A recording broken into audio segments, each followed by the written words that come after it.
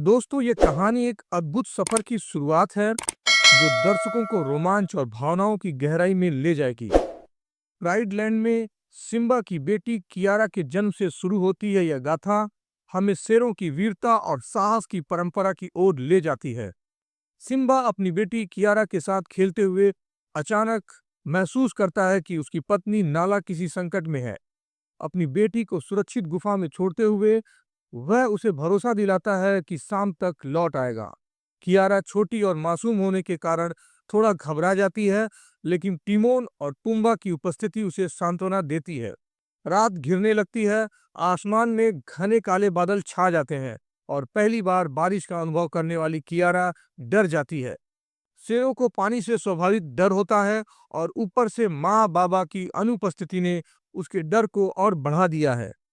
तभी गुफा में रफीकी आता है। रफीकी को देखकर कियारा खुश हो जाती है क्योंकि वह उसे बेहद पसंद करती है। कियारा रफीकी को अपने डर के बारे में बताती है और रफीकी उसे शेरों की विरासत के बारे में समझाता है। वह कहता है कि जिन शेरों का खून कियारा की रगों में बहता है, उन्होंने भी अपने डर को हराकर बहादुरी हासिल की है। यह सुनकर कियारा को यकीन नहीं होता कि वह अपने बाबा सिम्बा और दादा मुसाफा जैसी बहादुर बन सकती है। इस पर रफीकी उसे मुसाफा के बचपन की कहानी सुनाने का फैसला करता है। मुसाफा एक सूखी और बंजर जमीन पर जन्मा था, जहां पानी की एक बूंद भी बरसों से नहीं गिरी थी।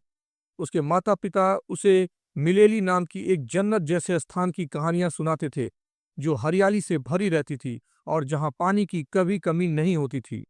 एक दिन जब मुसाफा अपने माता-पिता के साथ खेल रहा होता है, पहली बार बारिश की बूंदें गिरती हैं। सभी जानवर खुशी से झूम उठते हैं, लेकिन जल्द ही बारिश इतनी तेज हो जाती है कि एक सूखी नहर में बाढ़ आ जाती है। मुसाफा खेलते-खेलते उस नहर में फंस जाता है। उसका पिता उसे बचाने की कोशिश करता है, लेकिन बाढ़ के तेज बहाव के कारण मुसाफा बहकर एक दूसरी शेरों की किंगडम में पहुंच जाता है। वहां उसकी मुलाकात टाका नाम के एक छोटे शेर से होती है, जो उसकी जान बचाने में मदद करता है। मगरमच्छों से बचने की इस दिलचस्प घटना के दौरान टाका की मां ईशा उसे शाही खून की अहमियत समझाती है। यह कहानी आगे बढ़ते हुए दर्शकों को मुसाफा और टाका के रिश्तों की जटिलताओं और मुसाफा की बहादुरी से परिचित कराती है। जब टाका की मां ऐशा मुसाफा को अपने पति और किंगडम के शासक उबासी के पास ले जाती है, तो उबासी को यह अच्छा नहीं लगता कि ऐसा एक अजनबी शेर को किंगडम में लाई है। ऐसा अपनी ममता दिखाते हुए कहती है कि मुसाफा को घर की जरूरत है। उबासी अनिच्छा से एक शर्त रखता है कि टाका और मुसाफा के बीच दौड़ होगी। यदि मुसाफा जीत गया तो उसे किंगडम में जगह मिलेगी। थकावट के बावजूद मुसाफा दौड़ में भाग लेता है, लेकिन टाका जानबूझकर हार जाता है, क्योंकि वह मुसाफा को पसंद करने लगा था और हमेशा से एक भाई चाहता था। उबासी इस हार से थोड़ा नाराज होता है, लेकिन उसे मुसाफा को किंगडम में रखना पड़ता है। हालांकि वह यह नियम तय करता है कि मुसाफा मुख्य गुफा में नहीं रह सकता और उसे केवल मादा शेरों के साथ जनानी खाने में रहना होगा। समय के साथ टाका और मुसाफा की दोस्ती गहरी हो जाती है। मुसाफा का ऐसा माँ के साथ भी विशेष जुड़ाव बन जाता है। ऐसा उसे शिकार करना और अन्य जरूरी कौशल सिखाती है। वहीं उबासी एक आलसी राजा के रूप में अपने दिन ज्यादातर सोते हुए बिताता है।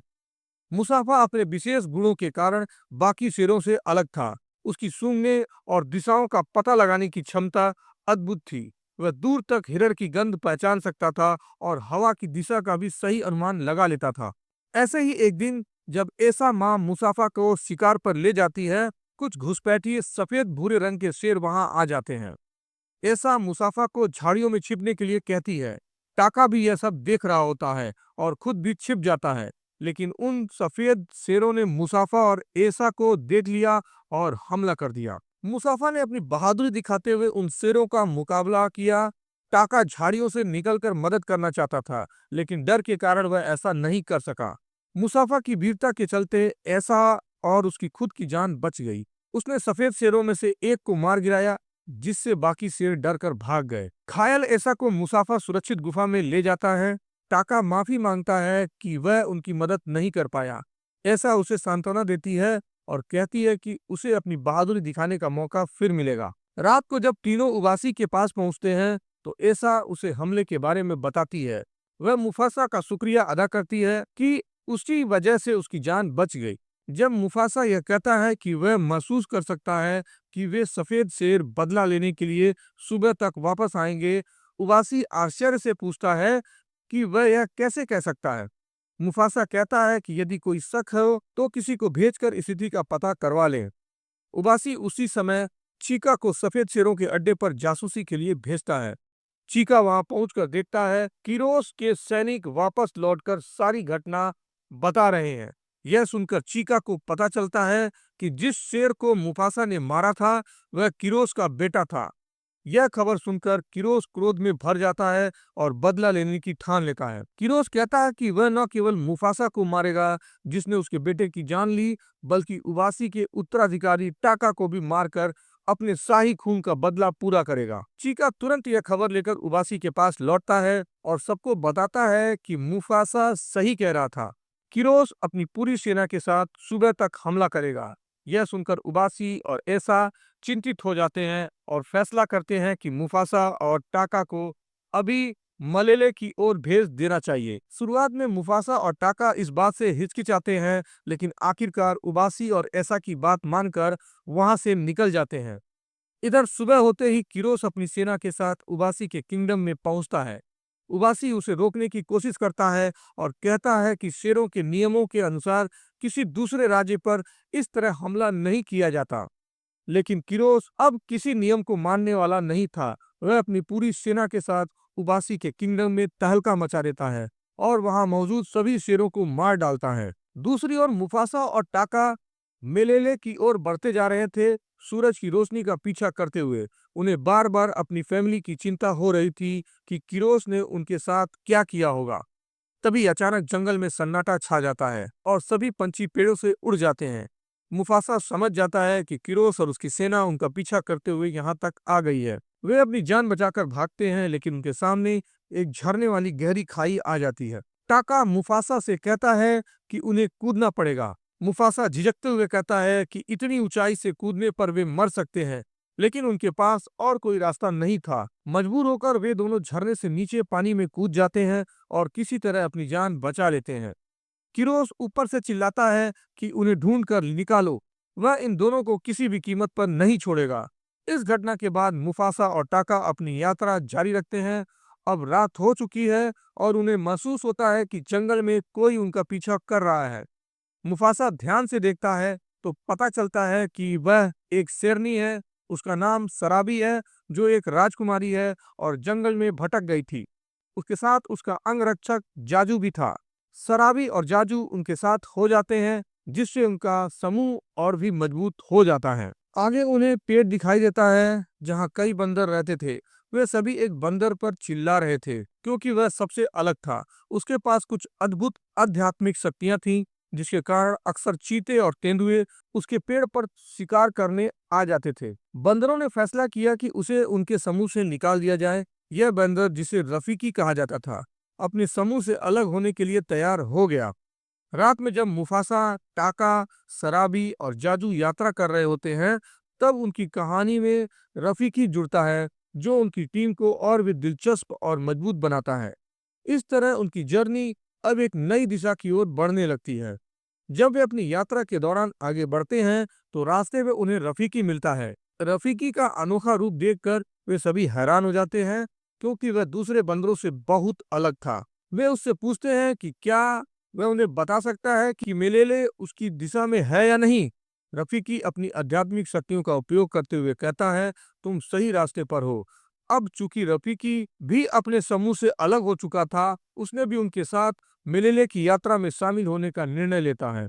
जैसे कि पहले बताया गया था, मेलेले जानवरों के लिए किसी स्वर्ग से कम नहीं था। अगले दिन जब वे एक वीराने में चल रहे थे, टाका मुफासा के पास आता है और उससे बताता है कि उसे सराबी से प्यार हो गया है। वह मुफासा से कोई सुझाव मांगता है कि वह सराबी से अपने प्यार का इजहार कैसे कर सकता है। मुफासा मुस्कुराते हुए कहता है, उसे बताओ कि उसमें से फूलों की खुशबू आती है। टाका हैरानी से पूछता है, तुम्हें यह कैसे पता? मुफासा जवाब देता है, तुम्हें पता है, मेरी सुनने की शक्ति दूसरे शेरों से कहीं अधिक तेज है। टाका उत्साहित होकर सराबी के पास जाता है और उससे वही बात कहता है।